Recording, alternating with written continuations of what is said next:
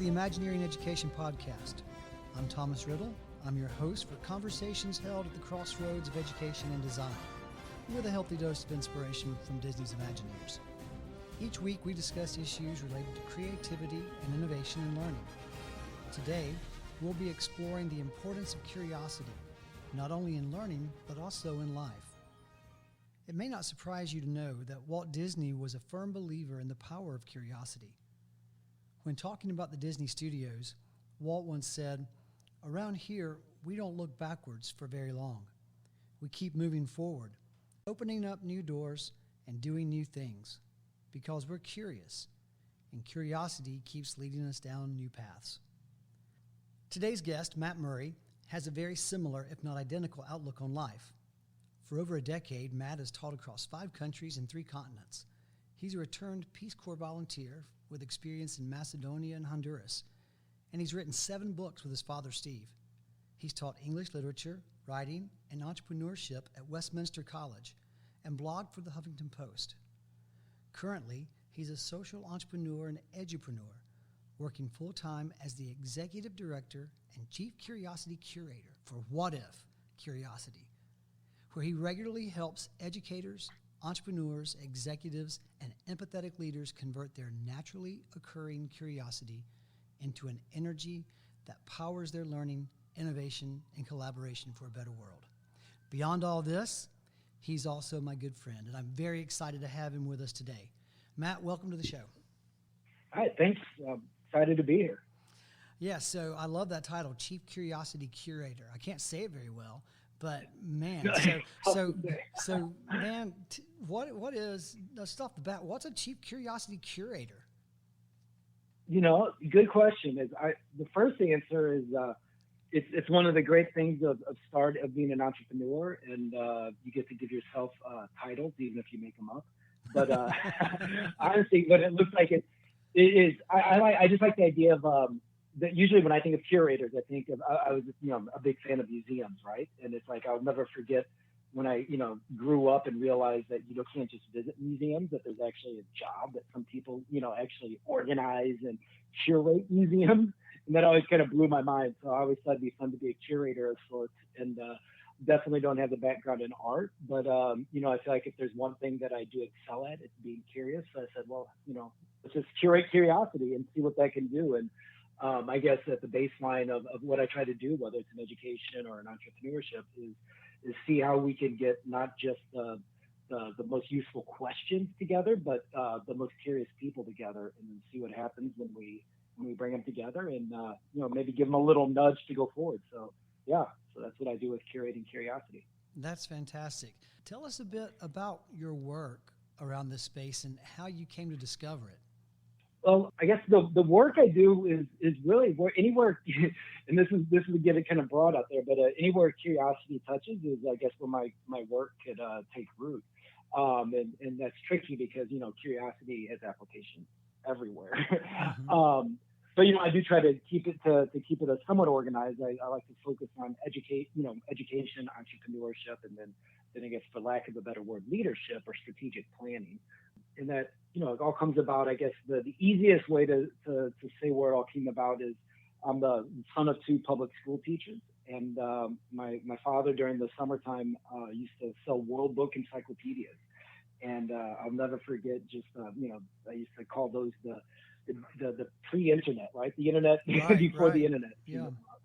And I guess I didn't realize until much older that I spent so many days just flipping through those encyclopedias, pulling one off the shelf after the other, and I think looking back, I probably learned more on the floor Saturday mornings, just randomly going through encyclopedias, than I ever did sitting in a desk in a classroom, right?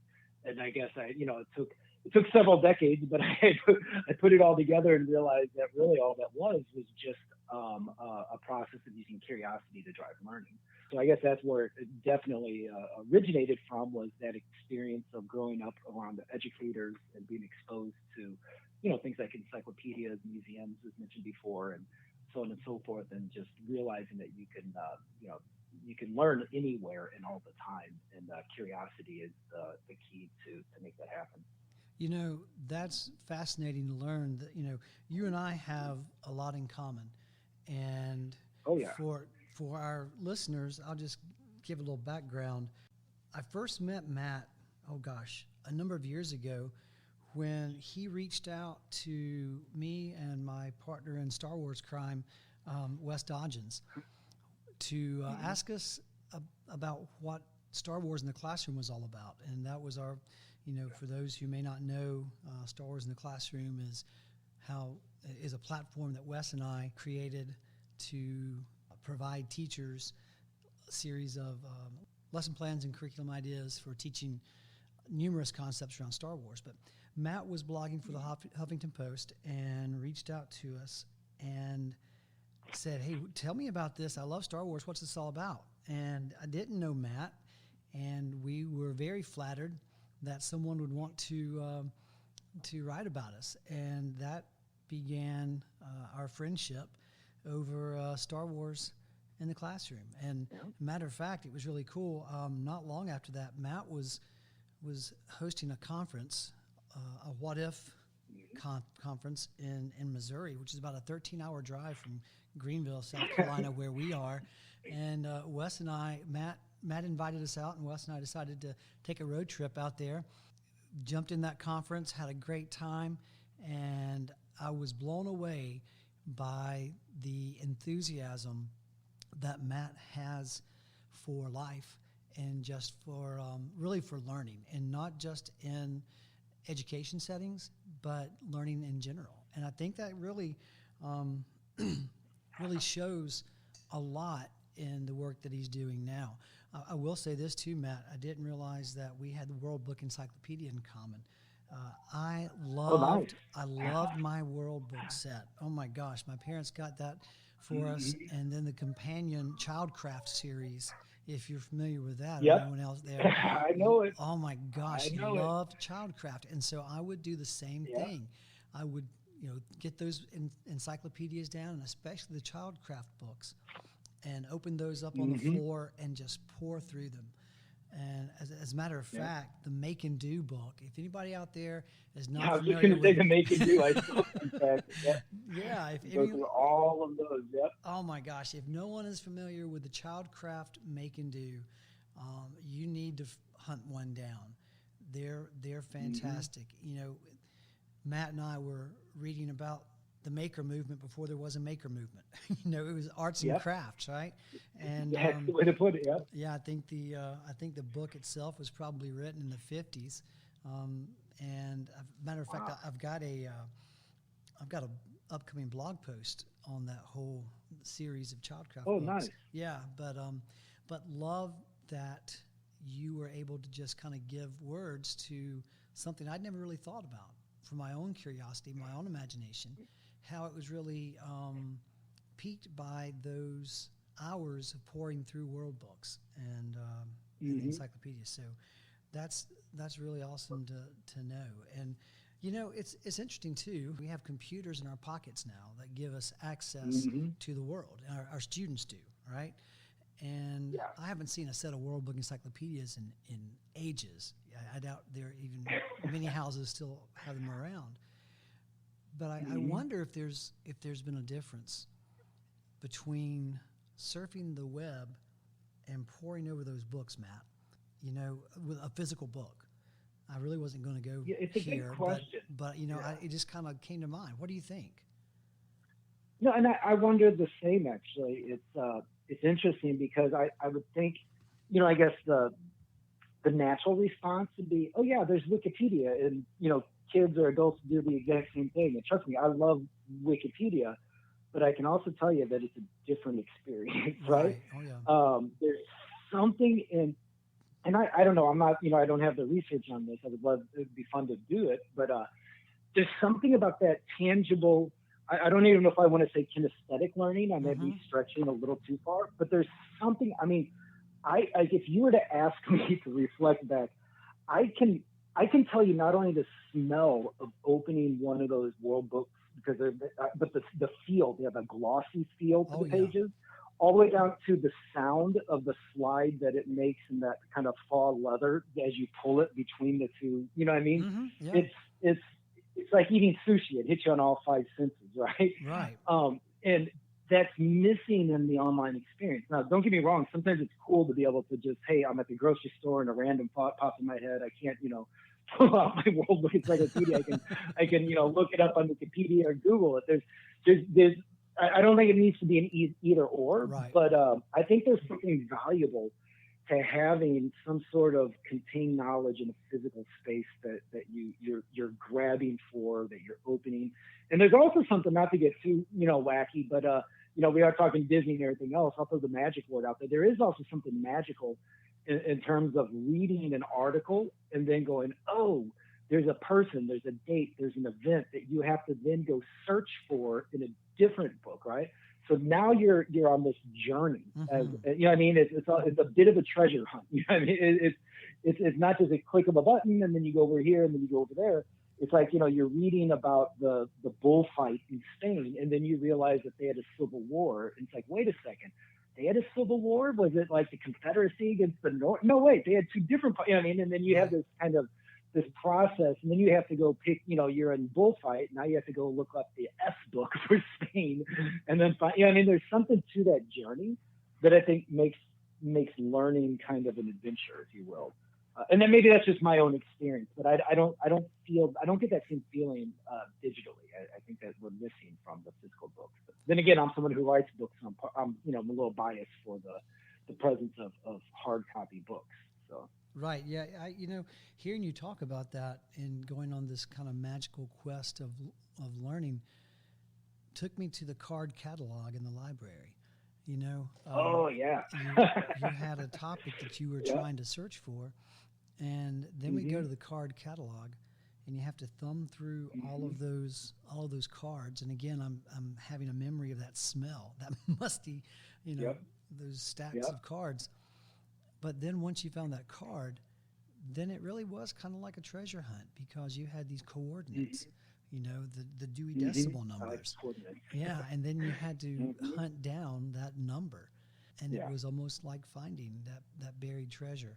At the time, I would have probably given a lot when doing a research paper in college or high school to have the instant access like we have on our phones today, right? Or, our laptops through the internet.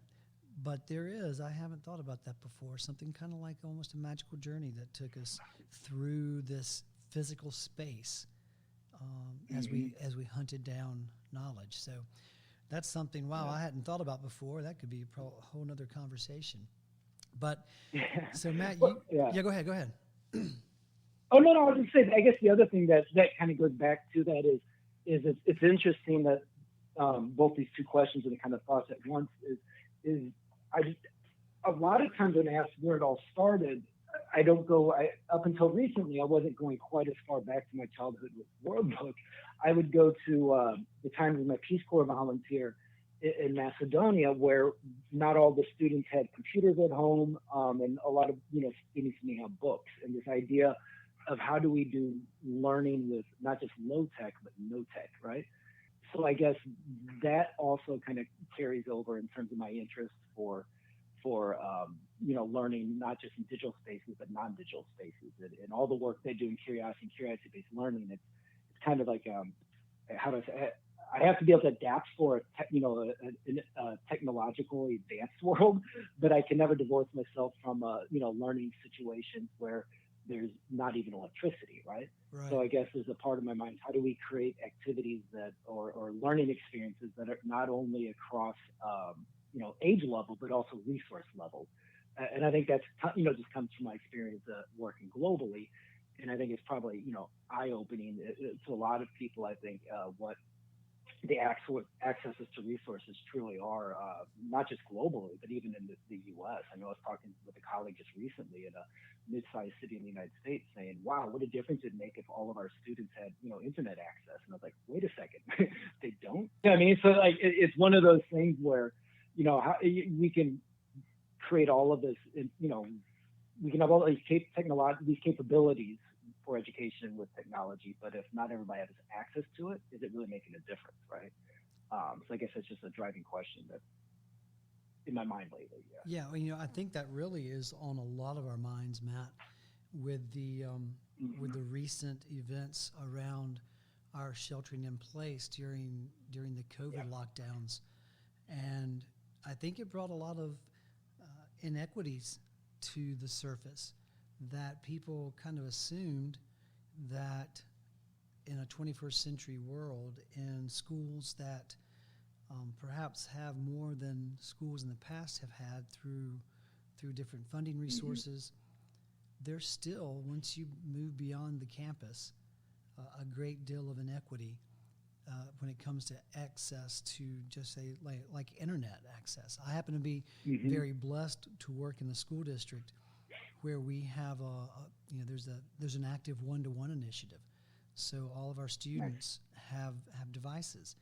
That's well and good, but do they have that equal access to the internet at home? And so, our district was very proactive rather quickly in creating these mobile hotspots with school buses to go into communities to provide Wi-Fi access, where bus drivers were parking in church parking lots, and kids, where there were high concentration of kids, in community centers, things like that, where kids could come and jump on the internet. But like you said, curiosity isn't relegated to just technology. I mean, it's not dependent upon technology. No. And I think in many ways, we could argue that if you remove technology, you may increase curiosity, at least creativity. I know that we talk a lot about IQ, which is intelligence quotient, but what about CQ, creativity quotient? Or we could even call it curiosity. But I know I've seen research around that with CQ being creativity quotient.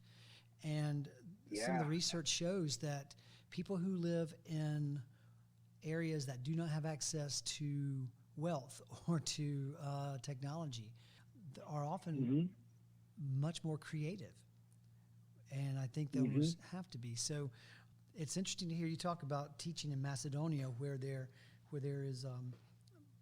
isn't as great access to technology, but yet your creativity and curiosity isn't dampened at all, perhaps maybe even increased. Yeah, no, that's a good point. And you made me think of some things listening to you kind of frame it that way. But, a lot of times when we give workshops, people are like, what is curiosity? And there's always different answers, but a lot of times someone will hit on something similar about, what you don't know or wanting to know something you don't know yet, right? And it is interesting. I never thought of this way until I'm listening to you talk here, but when you have access to, let's say you have maximum access to technology, right? You got unlimited Wi-Fi and, a couple devices. Even if you don't know everything, you at least feel like, oh, I can go find it out, right? Like there's nothing, like you could, it depends on what your subscriptions are. You could watch any movie, you could read any book, you could listen, listen to any record. You could pretty much access anything to close the gap on whatever gaps you have in your knowledge pretty quickly with the technology that most of us have walking around in our pockets, right? So maybe that's one thing. I never considered that, but maybe that's one reason people's curiosity levels dip is because they feel satiated to some degree, or they're like, oh, I can just figure it out. But like what you're saying, when you're in a condition where you don't have that access to that technology, there's got to be more opportunities where the distance between you not knowing and knowing something, even if it's a matter of hours or weeks, doesn't have to be decades. Right. But just that alone might spark a little more curiosity on your part, or a little more hunger to kind of uncover the unknown or discover something. And I can't say for sure, both working in the Peace Corps in a couple different countries and working with international students for several years at the university level, I do see when students from other parts of the world are given opportunities that they're not given in, say, their home countries, they're only being hindered by their curiosity, nothing else.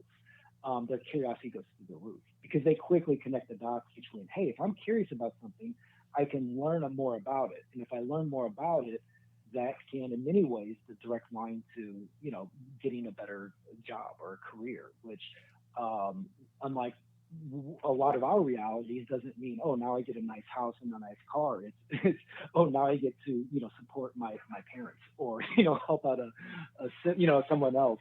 And it's interesting how quickly they can make those connections, and then just learn, whether they realize it or not, learn to just kind of rely on that curiosity. And I don't know if I don't give credit enough. I always want to make sure I do. A lot of these processes and things I've learned from curiosity, it's only partly about, like, lessons and activities I've done in class. A lot of it's just observing my students and just watching them throughout their own lives, right? Like, oh, wow, they went from this to that. I'm like, how did that happen? And then no matter, where they're from or where their journey took them, the one common denominator is curiosity.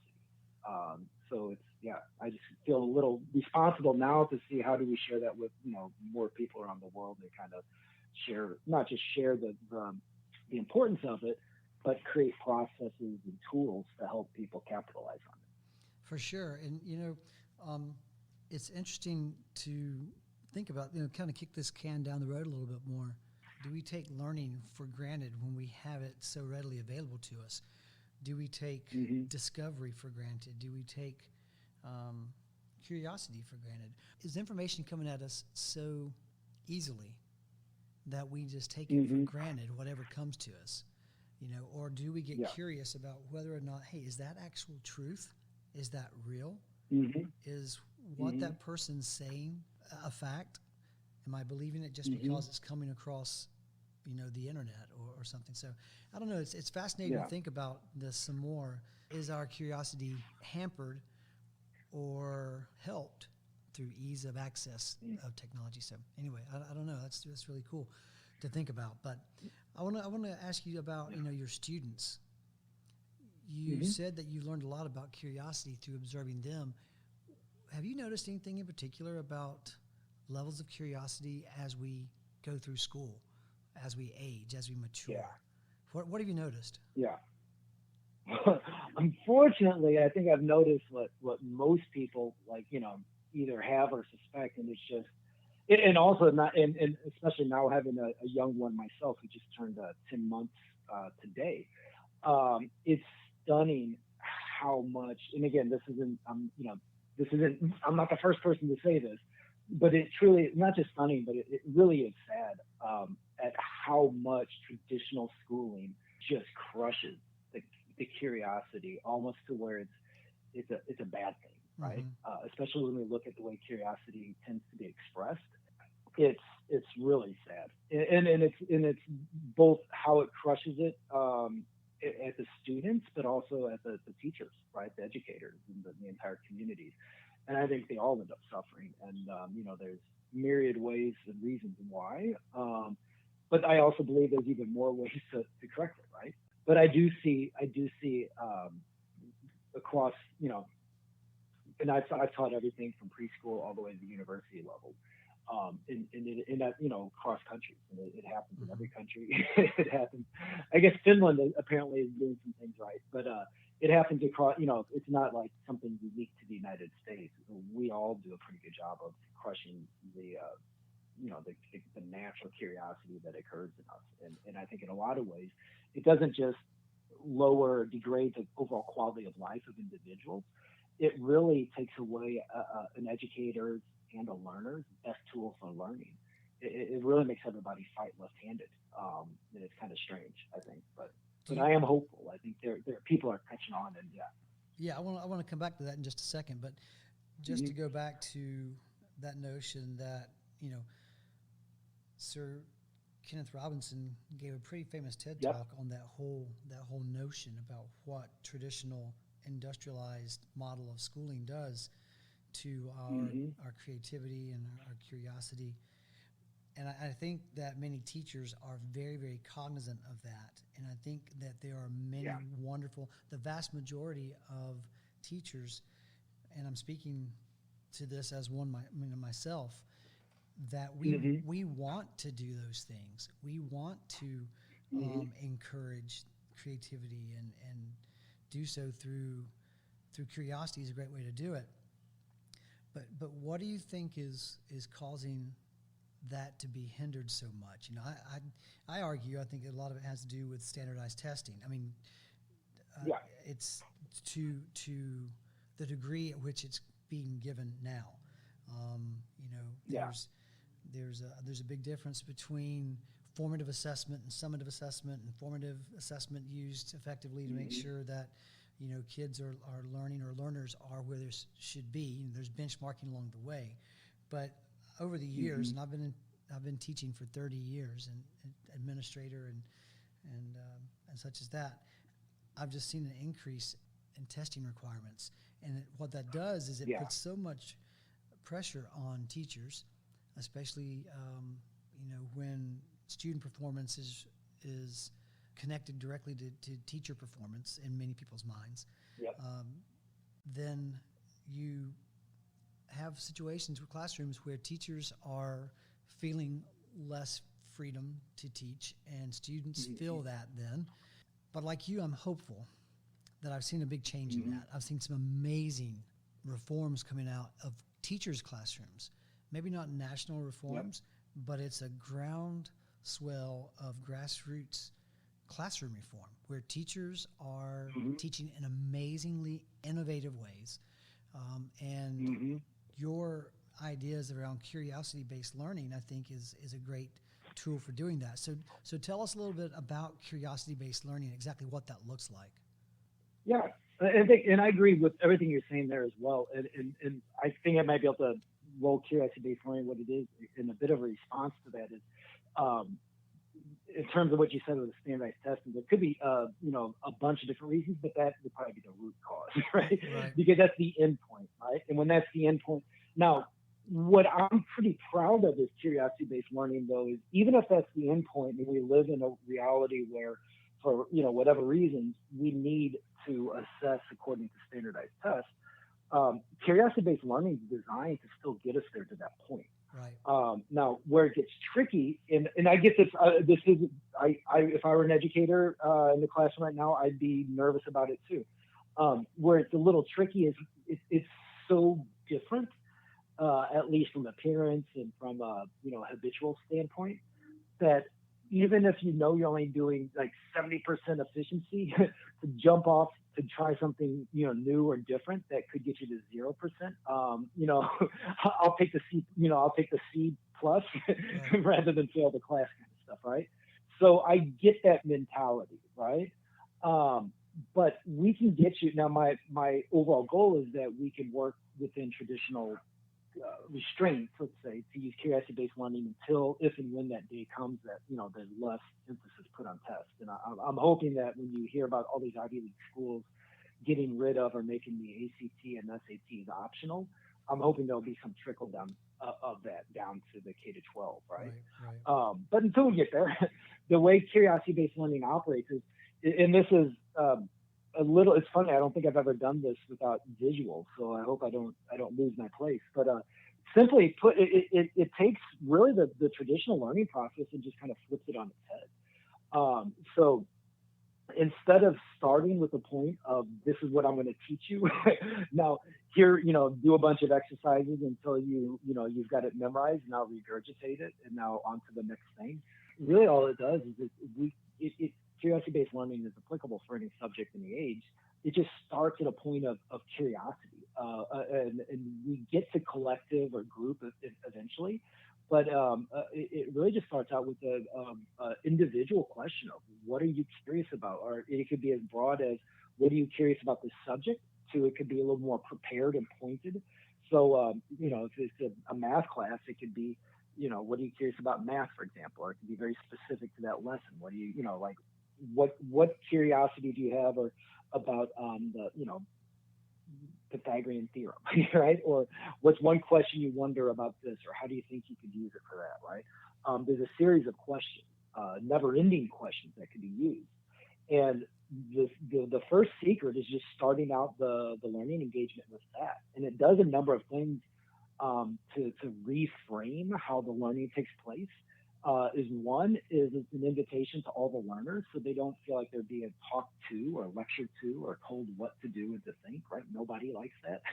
It makes them at least feel like whatever they're about to learn is a more of a conversation, and that they're a part of it. They have some input when that's established at the beginning.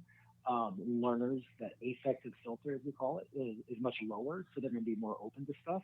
But then what it does for you as an educator is it allows you to continuously connect what the content you're, quote unquote, required to impart or to share with them. It opens up pathways to empathy.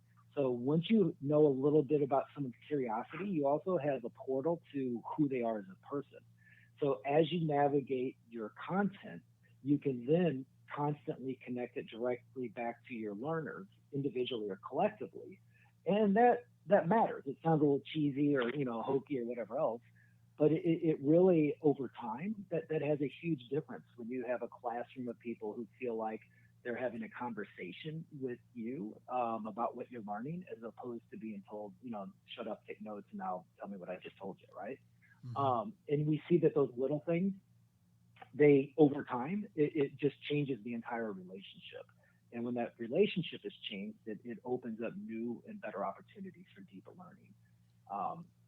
So curiosity-based learning starts with that spark of curiosity to open up pathways to content, predetermined content, let's say. But then after that, it allows the learner to become a lifelong learner, because then the endpoint isn't necessarily, here's a test, now here's a sticker, now on to the next thing. It's attached to something that they're genuinely interested in, that they're genuinely curious about. So even when that particular lesson's over, that individual learner has something to pursue on their own at a later point, based on their interest and their passion. Gotcha. I think that what you said about questions is very important, that we allow students to actually create questions for themselves. Too often we stand, it's kind of a stand and deliver methodology in so many classrooms where we kind of, kids, it's a sit and get model. And I completely get it, because we feel like we're strapped for time because we have so much content to cover.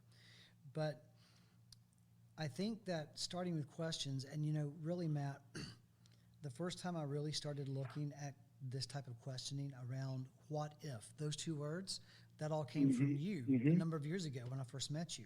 And you were challenging people by asking just those two, or you were challenging people to ask questions beginning with those two words. What if, da, da, da.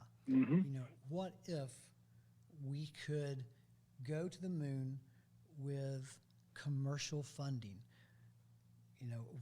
And then here we are, with SpaceX.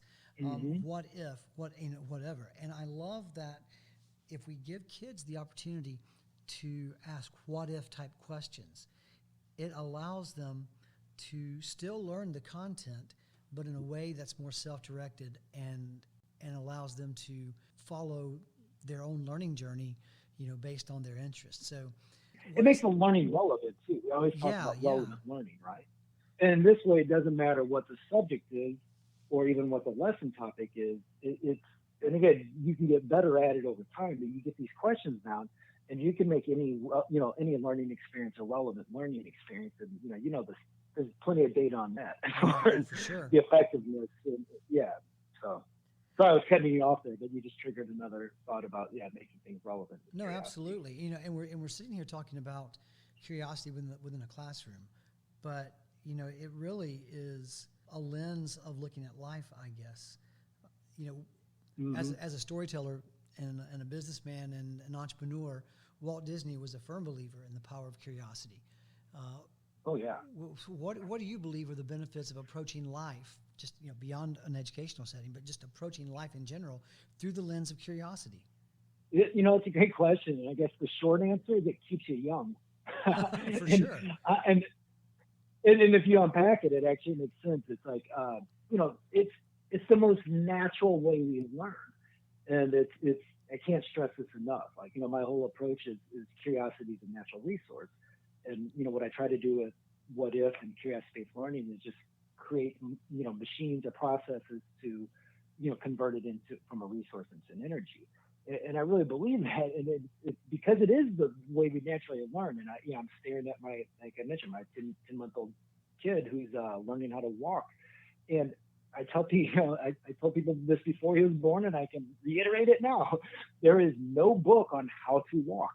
Mm-hmm. He's, and I can say that I'm teaching him, but I'm not. I'm really just making sure he falls on his butt and not his forehead, right? Right. He is 100% curiosity driven. He realizes that if, from crawling, first of all, hey, wait a second. I want to know what's in the other room. I want to know where mom is. I want to know what that smell is. And he realizes he can start crawling. And he realizes he can stand. And then, and then even eating, like he's learning about eating and everything. All of these, the most important things that we ever do and learn in life are done without books, without teachers, without schools, without tests, without everything else, right? So why on earth are we not using that throughout life? So one of the things I learned is that, that's why I say teach you young, is that once you can apply this and realize that, hey, it doesn't matter how old I am, or, if I'm learning to play the guitar, or if I'm learning to, create a website or do podcasts, if I take more of an approach of, the way babies learn how to walk and talk and eat, I'll probably be more successful. It'll probably stick with me a little longer than if I, do it other ways. So, that's the short answer turned long. Well, no, that's It'll keep really you young, great. and that's Yeah. why. But yeah. And listening to you talk about your son that way, it gets me to thinking, is curiosity innate? I would say yes, but then can it also be learned? If we start to, it's just like if there's a muscle that you don't use a lot, then it can atrophy over time. So what do you think are some ways that we can tap back into curiosity? What are some ways that we can rediscover that or develop it maybe stronger than we've had in many, many years? Well, great question. And well, personally, that's what I work on as much as I can, just through What If Curiosity, by creating content that others can share, short content, both in blogs, videos that can be consumed in under 10 minutes, usually just 2 or 3 minutes, short amount of content. And it's interesting that you mentioned the exercising. So I've been posting these and sharing as much as I can, just short snippets. A lot of them are questions from the book of What If. And that's basically what I have in mind. It's, hey, look, if somebody only has 3 minutes, they could, put in their ear, their AirPods and listen to this. And if nothing else, the question from the questions, discussed in it could give them a little exercise here for the 5 minutes, and then maybe a few minutes longer throughout the day. But again, at the end of the day, I'm one person, and I don't, believe I have the key to all the questions. So any way that people, I guess, to go beyond that, is any way people can find time to get together, whether it's 2, 3 small groups or big groups, to dedicate. I don't know how else to say it. Really, just dedicate time to informally explore what if questions. Right? Even if it's just 10 or 15 minutes, like if you're, it'd be, I dream of a day where employers, for example, have like a sandbox, right? Where, I guess Google has what they call Genius Hour, right? Where they give 20% time, where they give the 20% to explore whatever they want to out of their 40-day work week. But if there was just a place like, a sandbox where employees could, instead of taking a water break or a bathroom break or a coffee break, they could go there for 15 or 20 minutes. Just, there's a space that they knew they could go in and just have discussions. Yeah. And what would it, if you're educators. Right. And what would it look like if we had those genius hours in schools and never, K through 12? Right. We could do that kind of in kindergarten with free play and, and it's like as we go, and even in the early grades, but as we progress through elementary, middle, and high school, it becomes so much more regimented with time. But what if we had, like you're talking about with Google, what if we had those set aside times for self-exploration, to be able to continue to work out those muscles? It made me think about one, I'm glad you mentioned your book, and at the end, I want you to explain how people can, tap into those resources. But it also made me think about, there's a really cool book, it's been around for a number of years now, called the Imagineering Workout. And it was, it's really kind of a way to build your creative muscles. And it's based on the Okay. work of the Imagineers, but it's just called the Imagineering Workout by Peggy Van Pelt, I believe, was the Nice. author. And there's another great series of books by Carrie Smith. That's Keri. If you're listening and you're not familiar Okay. with Carrie Smith's books, they're fantastic. My favorite is How to Be an Explorer of the World, and she Oh, I like that. kind of lays out a series of activities within this book on how to see your world through fresh eyes. Um, Nice. she does a great job of that. Her other books I really like, I've used with students, are called Wreck This Journal, and this is not a book. Yep. And The Pocket Scavenger. It's all about trying to see the world through new eyes. Mm-hmm. And I think that Yep. if we could encourage kids to continue to do that throughout their educational journey, it might be easier for us as adults to continue to Mm-hmm. grow that once we move beyond, our high school and college years. And honestly, Mm-hmm. we need in our society, in our world, we need people who can come up with some creative solutions to the challenges that we face. Every generation Mm-hmm. has its challenges. It seems like as the world's become smaller and more connected, our awareness of these challenges have grown. And I think that at the heart of finding those solutions lie in, one, being curious about what the challenges are, what the problems are, and then two, Mm-hmm. what can we do to solve them. So, yeah, Yeah. I really think it's important that we can continue to, as adults, develop that lens of seeing the world as a very curious place. I think that's one reason I like a lot of Disney movies. There's a lot of, as a kid and even Yeah. as an adult, there's characters like Alice in Wonderland or, Ariel in Little Mermaid. So curious, right? Wally becomes extremely curious Mhm. about his world. But I think there's some really cool stories like that. And there's lots of them beyond Disney. But you can tell Disney's someone that you can just from their organization, whether it's the movies or the theme parks or whatever, you can tell that that curiosity is a core value, if you will, right? It seeps through, and it's funny listening to. I never even thought of that until just this time, but without even saying that word, you're right. All these characters are very curious, but you can see just the whole catalog. You can, it comes through their entire work. That they value curiosity of not just their characters on screen, but of the viewer, right? There's little things that they're trying to, keep. They're not just telling the story; they're encouraging your curiosity along the way, which is fascinating. I don't know if anybody else who really does that as successfully. Oh yeah, for sure. And I think our challenge is to Mm-hmm. continue to develop that curiosity in our students and ourselves Mm-hmm. as we go. And I think I think the dreams that we have of our own lives are very closely connected to what we're curious about. And Oh, definitely, 100%. and so what kind of connection do you see there, Matt? We talk at Imagineering Education. We talk a lot about creating critical dreamers. We Mm-hmm. in schools we have down the idea of critical thinkers. Having people, Yep. students teaching people to think and think for themselves, and that's very Mm-hmm. important. But how do we encourage people to become critical dreamers? What would you say to that? Yeah. That's a great question. Let me see if I can hold two thoughts in my head. One is as far as curiosity and asking what if to critical thinking. Like I think it's neuroscientist David Eagleman talks about being a possibilitarian, and the idea of humans have a very unique skill of holding two different thoughts in their head at the same time, which sounds, of course, but a lot of other, like what other animal does, or we don't use it enough to our advantage, right? So one is, I think that by training and being comfortable asking what if, like, maybe I believe this, maybe in terms of politics or religion or, you name it. I believe this and, I'm not changing and that's fine. But if you still have the ability to think, well, what if this, or what if I'm wrong, or what if it's the other side, even without changing your convictions, right? Just Right. being able to put one foot over here and the other foot over there, I think is something that we as humans is something that we have the ability to do, and we don't do it nearly enough, right? Does that make sense? It does. It does. Right. And I think by putting it in what if, it creates that third space. So it shouldn't be as dangerous to, your personal convictions or beliefs or whatever.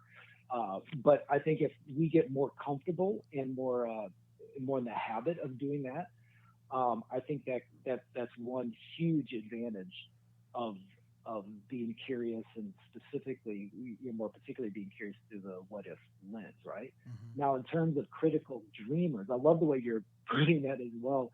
I keep thinking, so that covers, I guess, the critical side, but the dreamer side, if we look at, and this isn't a complaint. I thought we'd be talking. I was almost ready to talk just about storytelling. Maybe we'll do another podcast about, We will. You're coming back. curiosity and storytelling, right? But it's one of those things. And I have Luke Skywalker on my mind, believe it or not. But if we do look at our lives as stories, and we're kind of the writer of our own adventures, to some degree, our adventures and our heroicism, right, is really only limited by our curiosity. Then, there's the answer to the call. Well, what's the question you're answering, right? The call to adventure, right? But which answer which call are you answering? And in some ways, that unless you're living in a movie, you may have to imagine up your own call to adventure, right? That could be driven by a big what if question, right? What if I could do this? What if I could do that? And, what if I could change the world is kind of a generic thing, but what if I could do X in my community? Or, what if I could be the first person in that family to do this? Or what if I could do this for, you name it. And then by asking that big, crazy question, that kind of becomes your North Star in your journey. And if you're not asking a big enough question, you're, in some ways, you're limiting the magnitude of your adventure and who you are as a character. So getting people to ask those bigger, more daunting questions sets them on a pathway of bigger adventures and bigger dreams, right? Wow. So I think they kind of go hand in hand. Yeah. That's very insightful. Ask big questions, dream big dreams. Yeah. There's a direct correlation. That's great. Well, Matt, I'm definitely going to have you come back and do a whole podcast on storytelling for sure. This is the first time you've heard Matt Murrie, but it won't be the last time you'll hear him here. Matt is a fabulous fount of knowledge and inspiration, and I'm excited that we were able to have him with us today. Our time's really flown by right here. And so, Matt, before we go, can you let people know how's the best way to follow your work and get in touch with you if they have any questions? Yeah, so I blog regularly on whatifcuriosity.com, and you can find all of the stuff happening there. And then I'm pretty easy to find on social media. Matt Murrie, Murrie. We're pretty unique in that spelling, so I'm pretty easy to find, and happy to connect with anybody on wherever you're most comfortable. Send me a message, and happy to learn more about what you're doing and how curiosity might be helpful. So yeah, thanks again. This has been tremendous. So Matt, again, thanks for joining us today, and look forward to having you back real soon.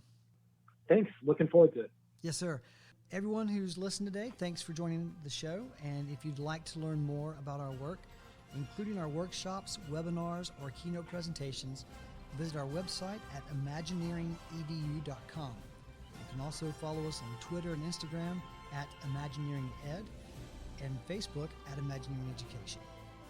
So until next time, just remember, there's a great, big, beautiful tomorrow just a dream away. Be blessed, everyone.